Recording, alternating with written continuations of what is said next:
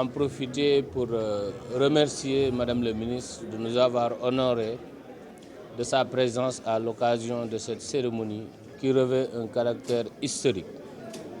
Historique en ce sens que c'est la première fois dans l'histoire syndicale de Senelec que tous les syndicats se sont réunis pour célébrer ensemble la fête du travail, la fête du 1er mai.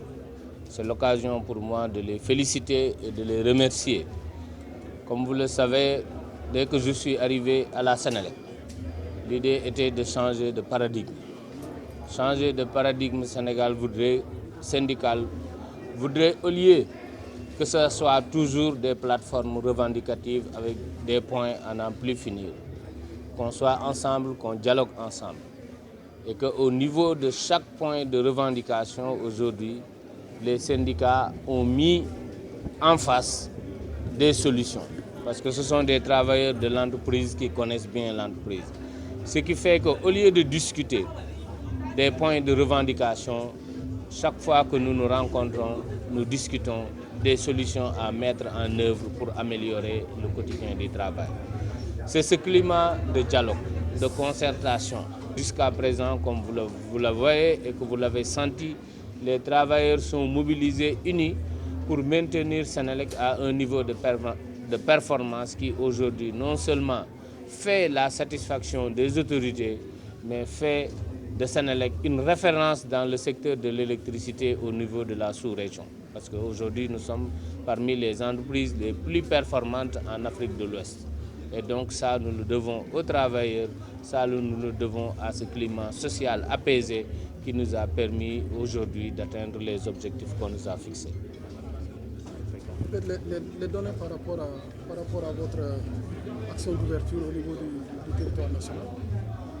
Oui, aujourd'hui, Senelec poursuit son chemin, comme vous le savez.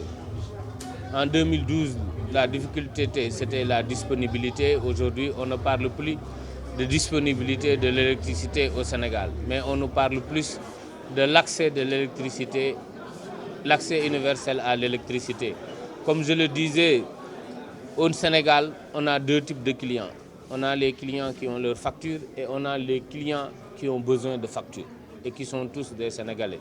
Heureusement, son Excellence, Monsieur le Président de la République, l'a compris très tôt et aujourd'hui nous a défini l'accès universel à l'électricité à l'horizon 2025, qui reste aujourd'hui un objectif que nous poursuivons et que nous pensons avec tous les projets et programmes en cours, nous serons à mesure d'éliminer cette discrimination qui a longtemps existé au niveau des Sénégalais, parce que Madame le ministre l'a rappelé tout à l'heure, les citadins, aussi bien les ruraux, ont besoin de l'électricité pour leur épanouissement et pour leur développement. Donc c'est à cela que nous nous attelons. Un message fort adressé aux travailleurs de la Senelec? Oui, le message que nous leur adressons, c'est le même message que le président nous a donné. Nous ne nous donnons pas de limite dans les performances. Le Senelec ne se donnera pas de limite dans l'amélioration des conditions de travail des travailleurs de Senelec.